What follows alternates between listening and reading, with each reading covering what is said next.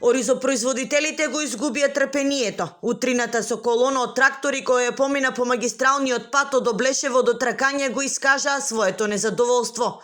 Велат срамно што и по и толку молење и апели, власта се уште е глува и нема на нивните барања.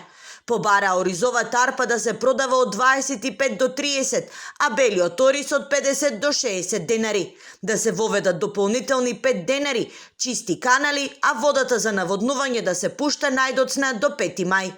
Субвенцирањето на оризот да биде 30.000 денари по хектар, бараме зголемување на квотата на нафта за обработлива површина, бидејќи сега ни пресметуваат 40 литри по хектар, а нас ни е потребно 120 до 150 литри по хектар.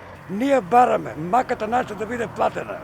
Ние бевме кај ресорниот министер преди месец дена и се договоривме да дојде во Кочани. За жал тој беше, ниеден оризопроизводител не беше поканен, него беше кај откупувачите и кај градоначалникот на Кочани. Лошата година ги клекна на колена оризопроизводителите. Со откупна цена од само 17 денари за килограм оризова арпа не може да ги покријат трошоците, а камоли да спечалат нешто. Јас не сум продадел ни едно зрно ориз.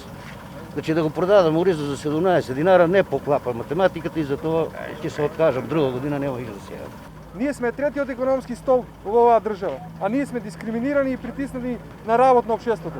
И покри притисоците од страна на власта за денес да не излезат на протести, оризопроизводителите не отстапуваат од своите барања. Се заканија со секојдневни блокирање на патот Штип-Кочани.